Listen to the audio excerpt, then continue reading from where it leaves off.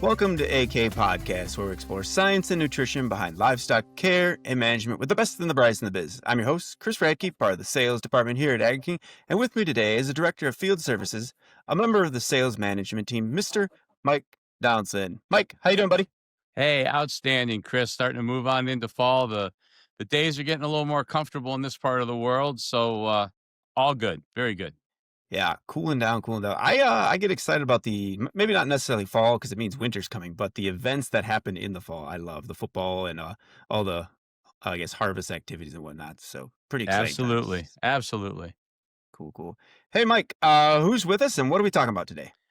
Chris, today we have another episode talking about the different approaches dairies can take to their forage and nutrition programs. We're joined by Agri-King nutrition consultant Joe Sparrow. Joe, would you give us a little bit about your background, where you're located, where you're based, kind of just, I guess, your elevator speech, if you were just going to tell somebody on an elevator who and what you do? It's gonna be a long elevator ride. My name is Joe Sparrow. I was born and raised in a small town in north central Kentucky.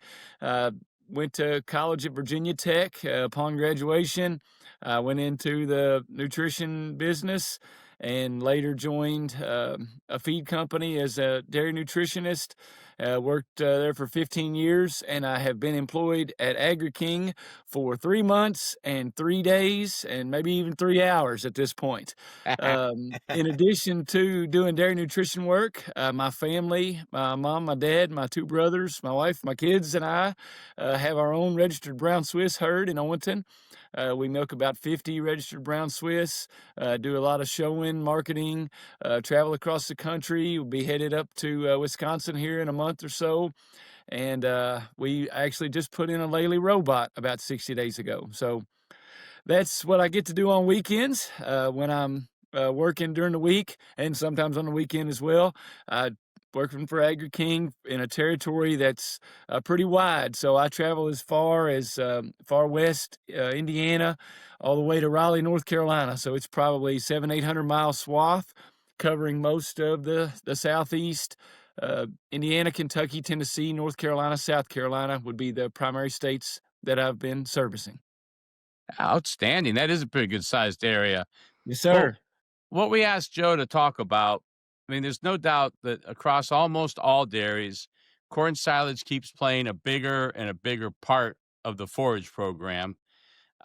If you missed it, we did a podcast with another one of our nutrition consultants where Freddie Urquia spoke about a corn silage and predominantly alfalfa uh, hay or haylage program, and that's great for that's a good program in the part of the world you happen to be in, but that's not everybody's answer. There's different things going on in different areas, and there's an increasing trend across a lot of the country to move either a lot or a little away from that alfalfa or grass background, the perennial forages, and start doing more with annual crops. So, Joe, to get us started, what do you see as the advantages in your world to using small grains or an annual forage instead of a hay crop? Well, I guess to really dive into that, I don't want to sound like an anti-alfalfa nutritionist, but I will say that I'm an anti-lignin nutritionist. And in our part of the world, alfalfa is known for its lignin content. And Okay. that's something that I guess we really struggle with in the South. Intakes, dry matter intakes are a challenge for probably 5 months out of the year on average. And lignin, in my experience, is not something that helps increase dry matter intakes. So, with that being said, I guess that probably lays the groundwork for why we have shifted away from alfalfa in addition to freight charges. You know, when I started in this business 15 years ago, probably a third to a half of my herds purchased Western alfalfa hay. Well, if you look at the cost of diesel, transportation in those last 15 years, you know, that's essentially what's made the alfalfa price out of rations. So we're kind of forced, our hands been forced to feed ingredients that are closer, you know, less distance traveled is what we're kind of forced to do. So with that being said, obviously alfalfa has phased out of most all of my lactating diets at this point. Probably less than 10% of the herds are still feeding alfalfa. So that obviously opens up a hole in some of these rations for what I call a longer stem, a cud chewing type, some other energy source, fiber source in the ration. And it's even better if it's a source that a farmer can grow. So as we talked about with the heat and the humidity that we have in the South, that also brings a challenge to what varieties of corn that we can grow. So I am a huge fan of BMR corn silage, but the problem is the dairyman in me likes it. The nutritionist in me likes it even more. It's just harder to grow when you can't control water, and year in, year out, you struggle with precipitation. You know, corn likes humidity, corn likes heat, but it also requires rainfall. And that's something that we can't guarantee in our part of the world year in, year out. No one can guarantee, but in this part, it just becomes a lot more dicey as to how that plant can grow. So corn silage is king. Corn silage will always be king, but the king has some suitors at the table for I think compliments, and that's where I guess I've expanded the realm of what we've been feeding. And naturally, a double crop and rotation in our part of the world, because of the length of warm days that we get, it makes small grains almost a no-brainer. I would say probably 85 to 90% of my diets we're feeding some level of small grains. Now, whether So that makes it, go ahead. Sorry, well, Mikey. I just gonna say to back up half a step, 'cause Yes. I think I understood what you meant, but to kinda underline it, the one of the issues you run into with growing alfalfa is you're getting a real high lignin crop. Did I catch that part 100%. right? Okay, Yes, that's absolutely. okay. So and it's funny when you I mean, I drive through where you live, I've never lived there, but I don't think of that, you know, the Carolinas, Virginia, I never think of those areas as particularly dry or that you're gonna Yes. have trouble with drought. How many years in 5 and I realize too much rain can be as bad as too little, but how many years in 5 would you typically worry about having enough water? I would say it's in the extremes of my territory, the far west part of Indiana and the far south. I work down to Newberry, South Carolina. Star, South Carolina is probably as far south as I've gone, which is basically touching Georgia. And so Okay. when you get down there, those parts, it seems like some portion of July, August, early September, we're battling a drought. And Kentucky and Tennessee, maybe 2 to 3 years out of 5, we're battling some sort of drought. And it just depends on, you know, what part of that plant's life cycle the drought hits. So Uh-huh. this year I've had about a split. Half of my territory had perfect rainfall through the plant's growing season, and the rainfall shut off right after pollination. So all that we really battled with is that corn's drying faster than we think it should, or the plant's moving faster than the kernel. And then the other 50% of my territory, it was a disaster for the early part of growing season, extreme drought, and we've dealt with an extreme rainfall since. So it really just is feast or famine, and it's the dairyman in me, I guess, or the farmer in me that complains about the weather all the time. Well, I mean, that's one of those, I'm not even gonna try to go into the cliches and jokes about farmers and weather. It Yeah, just, that there's a reason they're so common, and that's because 'cause they're all true. absolutely.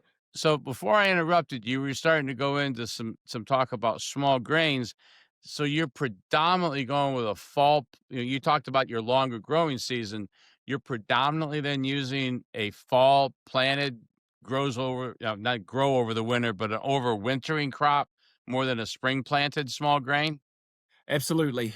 Most of my clients will be, they're finishing up corn chopping right now or have been over the last couple weeks, and our triticale, ryegrass, wheat, whatever that is, barley, rye, that stuff will start going in the ground immediately.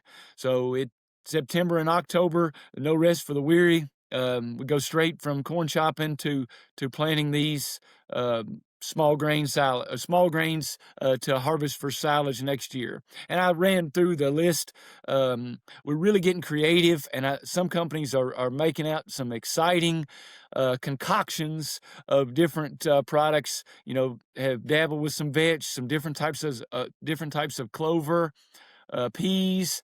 We're really getting some exciting things. But at the end of the day, it all goes back to, in my opinion, kind of a wheat, a rye, a barley, or some variation of that. That we're getting more and more of these combo crops: a wheat and a ryegrass, a triticale and a ryegrass, a barley and oats. Some kind of concoction, which I'm a big fan of, simply because we're go back to talking about weather. This crop is traditionally ready sometime between, say, early April and maybe mid-May, depending on where you're located, rainfall, nitrogen application, when you planted it, and what crop. Barley's going to be ready before a ryegrass.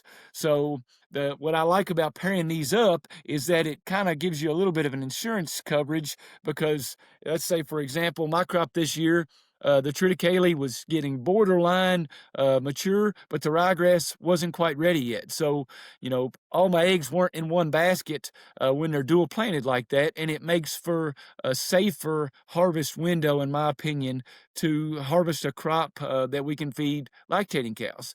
And I think the beauty of small grains is that it's almost an all-purpose crop. If it does get too mature, it makes a great heifer feed. Really, if you look at the fiber components, a little bit more protein than corn silage, a little bit less energy than a corn silage for heifers. And then I've got some farmers that'll make specific fields for dry cows. These will be fields that won't get manure applications. These will be fields that maybe they want to wait and let get mature to come back with some beans or something, depending on the rotation. So it's a flexible crop when we're talking about small grains, but it's easier to grow in this part, because the one thing you never struggle with is a dry winter. So Oh, these okay. crops, they'll survive through the winter.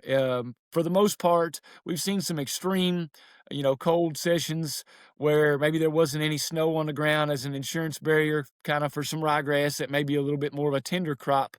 But they're usually pretty hardy through the winter if you get to stand up, and then they're going to grow and maintain through the winter and be ready to take off in the spring.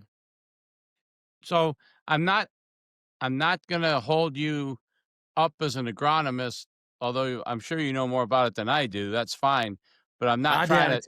I'm not trying to drag you into something you're not.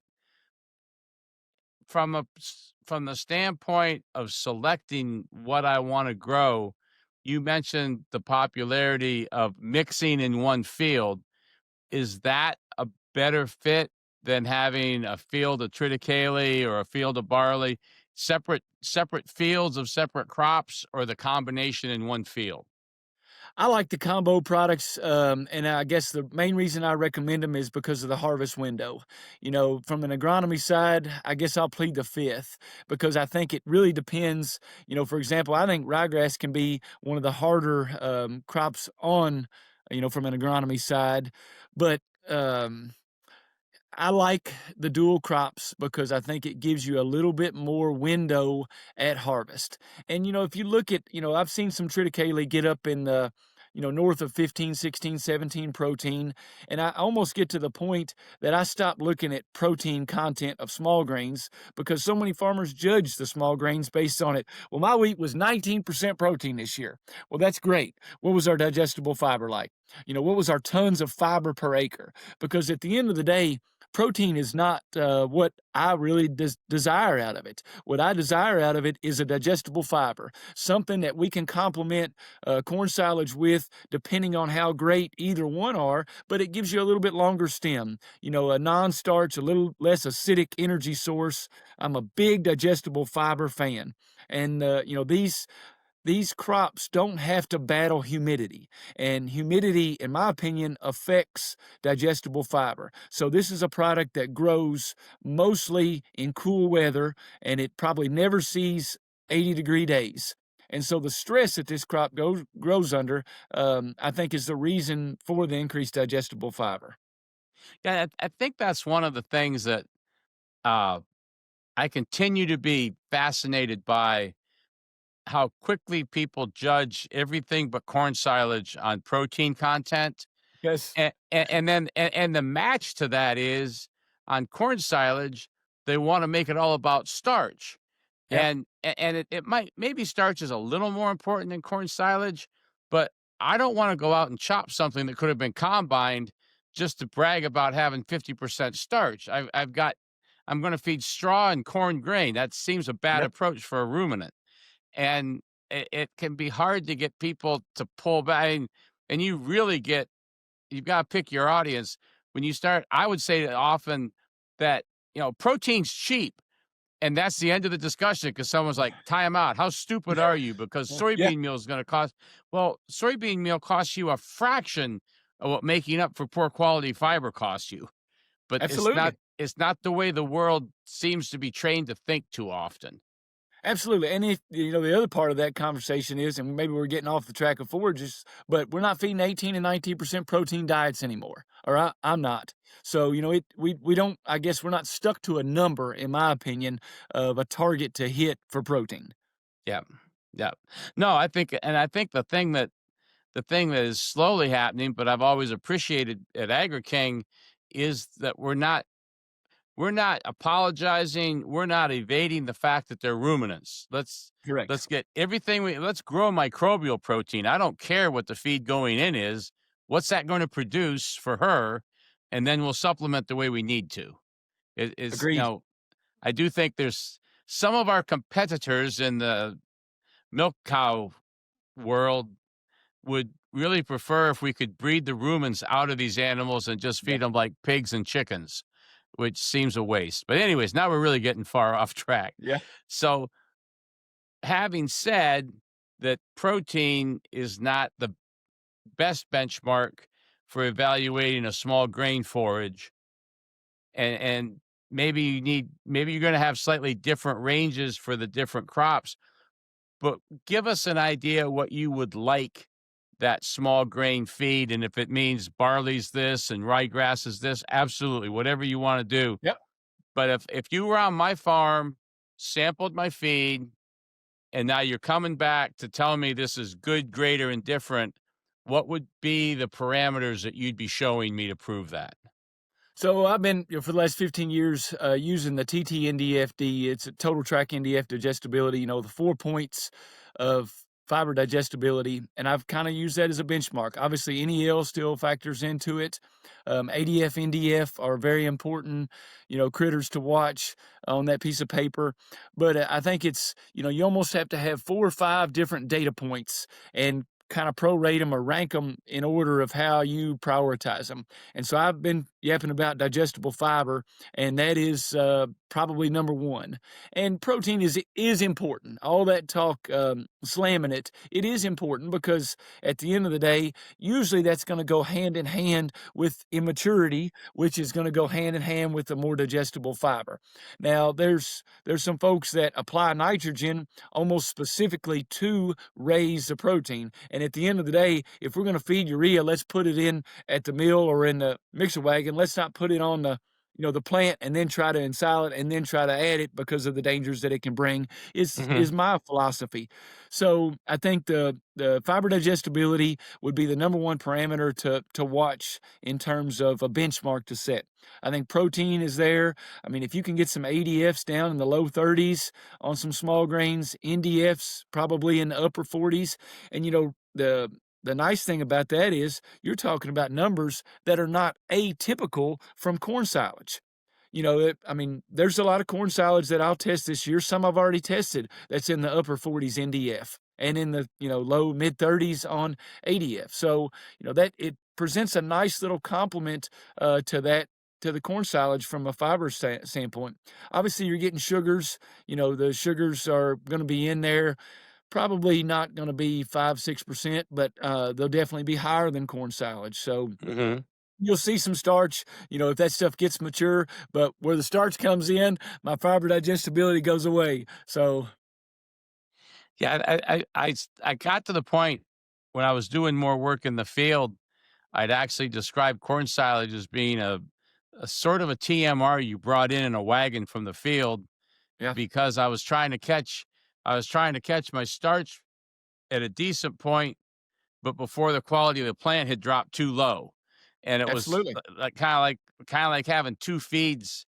In fact, way back when I actually had a guy that had trouble, didn't have great corn ground, and he grew I don't remember what it was. It was a grass, it was a perennial grass.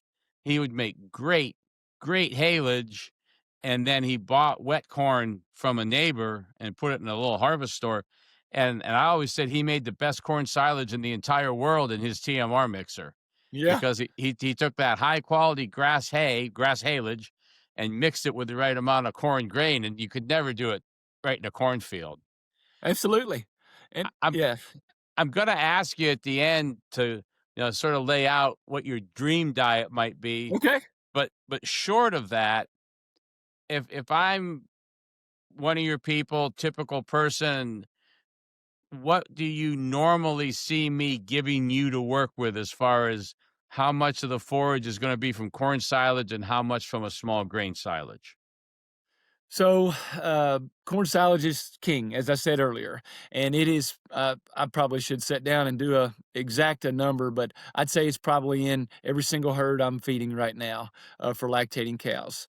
And so I would say corn silage is king. Small grains are in at least 2/3 of my diets in some form or fashion. Now, quality dictates inclusion, and the corn silage available dictates inclusion of small grains. So if small grains is in 2/3, the other thing that's really popped up and in my eyes is very exciting is the sorghums. Some I'm going to lump it all in a sorghum category, and obviously there's direct cuts. There's what you would call, I guess, a summer annual like a BMR Sudan grass, BMR millet, and those kind of concoctions and some variation of that probably represents I'm going to say is in a third of my diets at this point, and it's another nice complement, depending on what the farmers got in terms of land availability, maybe some of their geography, maybe some of what they could irrigate. The beauty of a true sorghum, whether it's a brachytic dwarf or some kind of BMR sorghum, something that gets direct cut. Those crops will never have the energy content of a great corn silage. Mhm. But if you look at the cost per ton of digestible fiber, um, the nutrient costs, and also the rainfall requirements, Yeah. it's really comparable. And I think that's where it's almost forced its hand and forced a lot of dairymen's hands to consider it. And then we've got this beauty of if you push the envelope and triple crop, you take a small grains off early, you put maybe a shorter season corn out, and you're chopping corn silage in middle of July, you've got time to plant a sorghum crop. Sorghum does better in Oh. July than it does in May. It needs heat, and it's a Yeah. resilient, tough crop. So I'm going to say some kind of variation of a sorghum is in probably a third of my diets. So from a forage standpoint, and I guess I should include straw. Straw is in probably half of my diet. So I would say a typical diet is going to be a corn silage and either a small grains haylage or some variation of a sorghum, and most likely some kind of straw. That's going to be if we're making pancake batter, that's the three ingredients I probably get to put in and stir from a forage side. You mentioned before that, corn corn isn't corn. You mentioned BMR, the pluses and the minuses. Any other thoughts on corn? I mean, have you seen some advantages with maybe a silage hybrid short of being a BMR? Or what would once again, I'm your client. What would you lead me to be planning for my corn silage? So, I got a text yesterday from a dairyman that was prepaying for corn for next year, which is crazy because he hasn't even chopped yet, and we're picking out varieties. But I love it because I love being involved in that discussion. And the first place I'm going to go is digestible fiber. And in this specific one, it was NDF 30 that he gave me. And so I walked through there as I was in the drop-off line to drop my boys off at school. We were picking out corn varieties for next year, and I want a digestible fiber. Obviously, starch. Starch is important. Starch is king, but the beauty of this year is, and it every year is different. We're not going to be paying $300 a ton for fine ground corn in my territory this year. So, if we're going to look at something that costs money, I was given a quote from a dairyman that citrus pulp was going to cost $350 a ton. And so that's a digestible fiber and a sugar source, and ground corn is going to be about half that. So, when you're making pancakes, when you're constructing a diet, there's limitations. If you've got an NFC number, an energy calculation number that you want to hit, a sugar plus starch plus soluble fiber, there's a max in my eyes to what starch levels you want to feed. And so you need something else to add to that. Well, if corn is $170 a ton, maybe we don't need to focus on a 40% starch corn silage. Maybe we need to focus on growing a forage that's going to help make up that other number to get up to our sum of our parts, to get that NFC up, to get that sugar plus starch plus soluble fiber number to where we want to get it to. Because the difference in 30% starch corn silage and 35% starch corn silage may not be as drastic as 36 TTNDFD corn and 46 TTNDFD corn because of what it takes to replicate or replace that digestible fiber in the diet. Is that make any sense? You follow my drift? Yeah, no, absolutely. Well, let's go a step further on that path Okay. and say either I'm going to be short on forage, or I need a better quality fiber because of whatever led to me not having the forage I'd like to have. In your world, you mentioned citrus pulp. Uh, they don't feed a lot of citrus pulp in Michigan, just like you don't No, feed a lot of beet pulp. But in correct. your world, what are your go-to sources for a fiber to either replace some forage or to kickstart some poor quality forage? Absolutely. Good question. So, we've got multiple non-forage fibers, some dry and some wet. And some of my favorite is the wet kinds. So citrus is an ingredient that I love. The problem is the folks that grow it aren't making as much money, and the weather's not allowing them to do as well. So the supplies have gotten tighter, therefore the price has gotten higher. And I think that's probably an ingredient that we're going to slowly phase out of or cut back rates of. Instead of feeding 4 pounds of dry matter to some of these herds, we may be stuck to feed 2. And cottonseed, whole cottonseed, is an ingredient that some folks hate, some folks love, and I guess I take it for what it is. It is a non-forage fiber that cows love to eat. It's a healthy, cud-chewing fiber source that also brings some energy to it and also brings 20% protein to it. So it's got a place in most all of my diets. I would say 2/3 of my herds are feeding whole cottonseed. Soy hulls are an ingredient that continues to pop up and get more popular. And we've got several different locations throughout my trade area where soy hulls are distributed from. So that's an ingredient that I get to feed a lot of. I guess those would probably be the 3 main dry ingredients, and that's excluding obviously the starch sources. Mhm. Don't feed a lot of wheat mids, but it would probably go in the order of citrus, cotton, and soy hulls in terms of dry, quote unquote, non-forage fibers, and each is bringing something different to the table. And I probably use each different as needed, or if a farmer's close specifically to a soy hull plant, and we may get a great price on soy hulls. Farmers are close to a cotton gin. We get a great price on cottonseed. So we gotta adapt to our surroundings from that standpoint. On the You wet side is where it really gets fun, and, I guess I would say in Central Kentucky, we're known for basketball, horses, and bourbon, and Oh, bourbon sure. gives us an ingredient, now not all of them. Maybe have the best application in lactating cow diets. But wet cake, distiller's syrup are probably the ingredients that I use the most of, on a liquid or a wet side. We do have some ethanol distillers that would be wet as well, and again in the form of wet cake.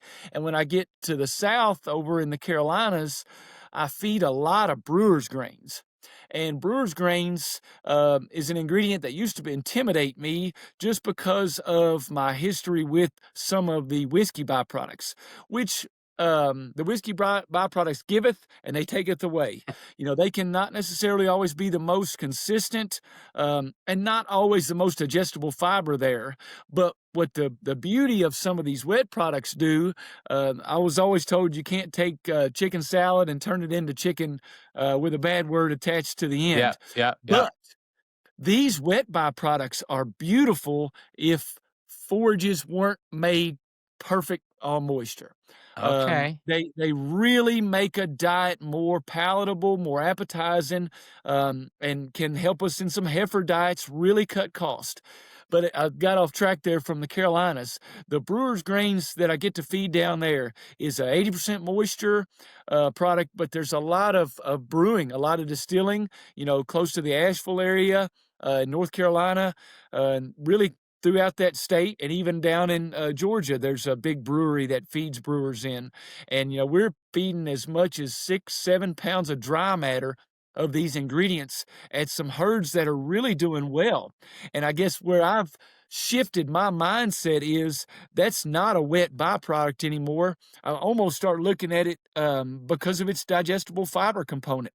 Some of these wet brewer's grains are feeding like a highly digestible fiber source, and it's a highly Um, digestible fiber source that also makes a ration wet and palatable.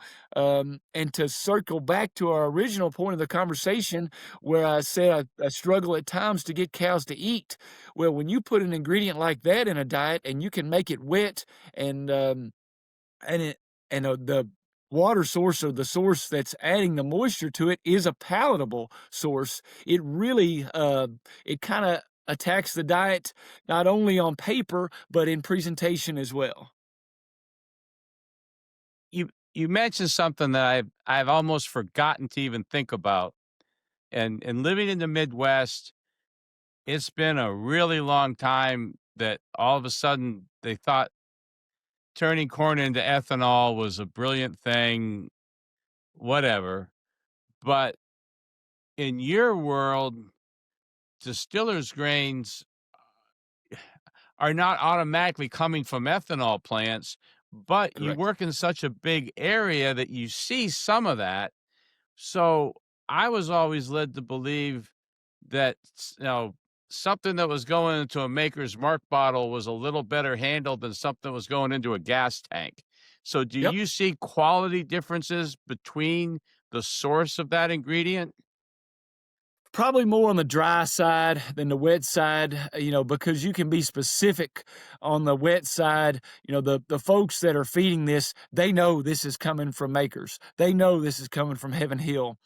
So you can be a little bit more specific on the source as opposed to I got a load of ethanol DDGs. Well, all ethanol DDGs ain't created equal. So we can be Hmm. specific on the source because it's coming straight from that plant, and this farmer is getting 4 loads a week from this plant, and you've got a pretty good template for what that ingredient's going to feed like. More predictability and A consistency. 100%, 100%.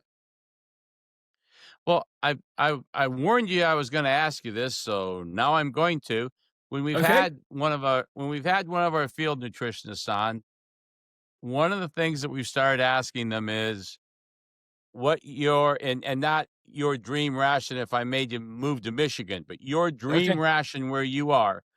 I'm looking at you and I'm saying, okay, starting with the winter grain that I'm going to put in tomorrow, all the way through the corn I'm going to plant next year.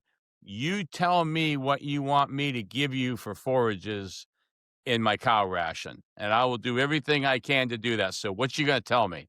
Okay, so I want a low 30s starch corn silage with a TTNDFD of 48, and I want to be able to feed 40% of my diet as that on a dry matter basis as that corn silage, bringing in some starch, bringing in some digestible fiber to really make a nice building block for what we're going to feed the girls. And then as a complement, I would like a small grain silage that's going to be 18% protein, 61 TTNDFD, an NDF of, let's say, 48. And this is going to be a haylage that we can feed, let's say, 6% of our diet on a dry matter basis. It's going to bring us some sugars in. It's going to bring us maybe a little bit longer stem fiber source. I'd like to put a pound of dry matter in as straw, some sort of processed straw that's cut, less than the width of a cow's mouth to give us a nice, healthy, cud chewing, full coverage insurance source for the girls.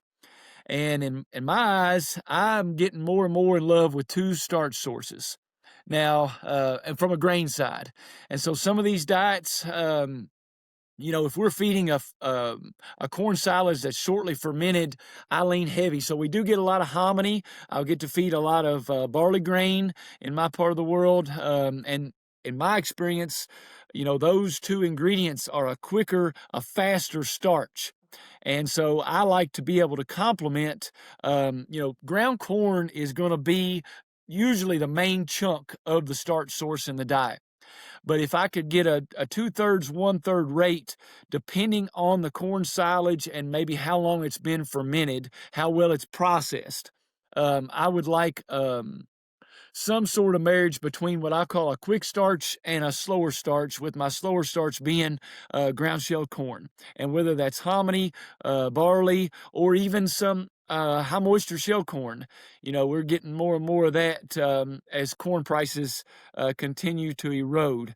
So those are probably going to be, let's say, 15% of the diet on a dry matter basis. I like at least one other energy source. In a perfect world, since you asked for perfect, I'm going to ask for 2.5 pounds of dry matter citrus, 2.5 pounds of dry matter cottonseed. I think both of those two are healthy, cud chewing, non-sortable, effective fibers that cows like to eat. Then I guess we're left with everything covered except for our protein needs. So soybean meal drives the bus in my part of the world.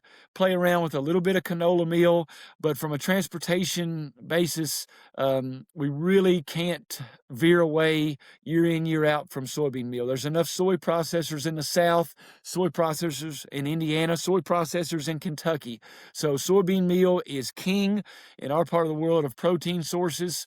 And obviously that's our RDP, high lysine, a really nice protein source. And I'm complementing it in most of my rations with a soy expellers, a soy plus, a soy best, some Okay. sort of amino plus, some sort of product like that. So if we take a piece of the pie of our protein sources, I'm going to say 70% of it is a soybean meal, 25% of it is a soy plus, with 5% either being some sort of blood or protected methionine. Most of my territory is a fluid market, so we do not get paid in most areas for milk protein. So that probably leads to a little less methionine, and maybe even histidine focus from a blood standpoint.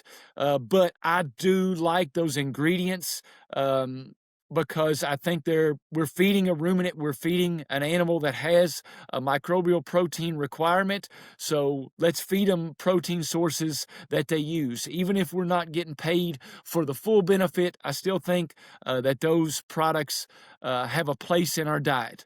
So I guess that's my my perfect diet, obviously, am a big fan of rumen bypass fats. That's an ingredient that we can put in to make a diet more energy dense. And I kind of play around with different sources. Butterfat has been a very valuable source here of late. So lean heavily on a palm. But yet the cost spread between it and a soap and just the pure energy that a soap can bring in, I do feed that, and I play around with some omega-3 fatty acids as well. So I like kind of being able to shift gears on farms as to which farm desires which result, and use those fatty acid sources as such. That's perfect. That's beautiful.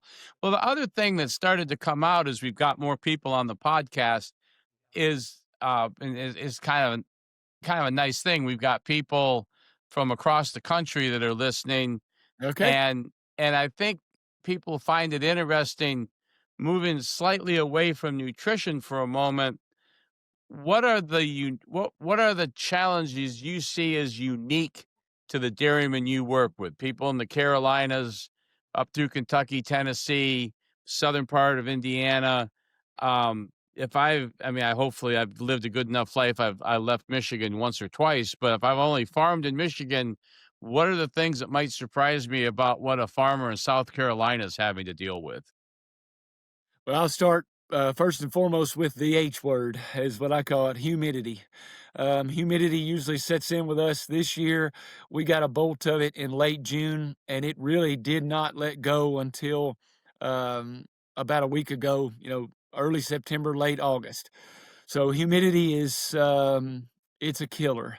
And I guess what it continues to do is force more and more of our focus to keeping cows cool, keeping cows comfortable. And I think at the end of the day, it all starts with the ladies, and we have to focus on them because Mother Nature throws stuff at us. Whether that be a drought that affects our forages, whether that be humidity that just takes the air away from them for 23 hours a day. At the end of the day, we have to focus on cow comfort. And I think my best herds, the herds that were affected the least by this humid spell that we've had this summer, we've got herds that haven't lost much milk, if any, herds that repro hasn't slipped. Those are the herds that are focusing on cow comfort. So I think maybe I got off track there. No, no, that's But good. That's good. humidity is king, and I think that's also focusing us to look at it from a genetic standpoint.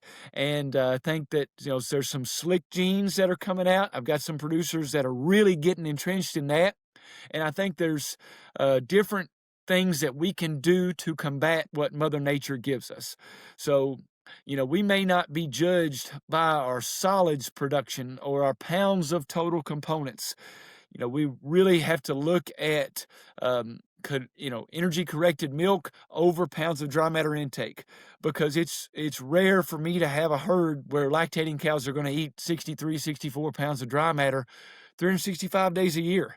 We lose, I'm going to say, 10% or more for probably 3 months out of the year on dry matter intakes. And it's got folks looking, and maybe not even, specific genetic traits, but crossbreeding. Some of the crossbreed herds are maybe a little bit more resilient the deeper in the south you go. So it's keeping us on our toes, and my dairymen are the best. They continue to find ways to survive and adapt, and it's a lot of fun to get to be a part of their journey. So It really is.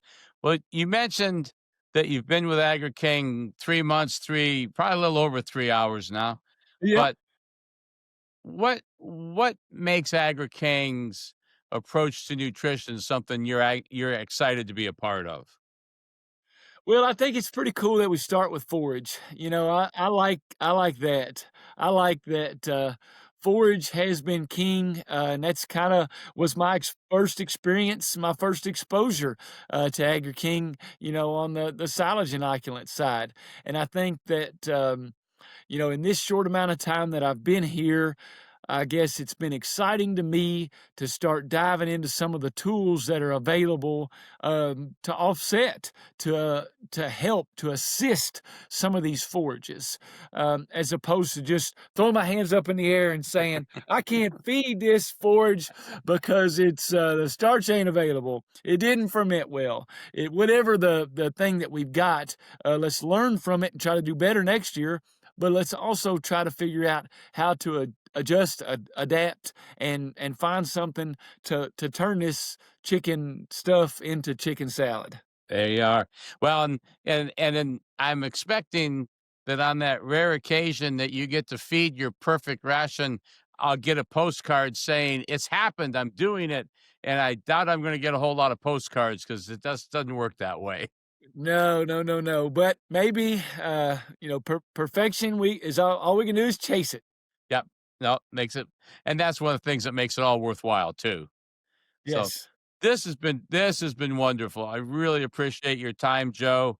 You bring an interesting perspective, and it's easy to see why people are excited to work with you. Your passion for this is overwhelming. Is really Well, good. thank you. Chris, what'd you learn? Hey, like Mike said, Joe, you have a lot of passion. I love it, and I'm glad you said this because I was trying to think of a way of wrapping it. But that idea of pancake making, I love that idea. Like, I imagine Joe like just kind of like I guess my mom, like she's in the kitchen, but yet your kitchen keeps moving across the country because you have such a wide area and just the different uh products you have to work with or ideas you have to work with different farmers and different I guess just different areas is just amazing, and just your passion just goes into your pancake making. So, way to go, Joe. I think that's incredible. It's good And I stuff. love pancakes. Yeah, it's good stuff. All right, if you'd like us, you can find us on just about any of the social medias. You can listen to us on any podcast platform. You can find us on our website now at agriking.com. And after you listen to us, please leave us a review. It does help us out. If you have any follow-up questions, you can email us at podcast@agriking.com. And we're still searching for names for our mascot that Mike has, that beautiful cow with those yellow boots. If you have any ideas, please submit them and we'll figure that out. All right, Joe, And Mike. Oh, go ahead, Mike. I was gonna say, and in full disclosure, Um, I I should have at least got a brown cow for Joe's appearance. Yes. That's actually what my daughter showed. I think brown Swiss are seriously shortchanged on everything from their production capabilities to their ability to withstand heat.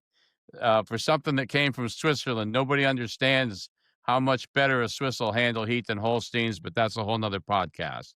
So, Cool, cool. Yeah, maybe we'll get two mascots. Who knows?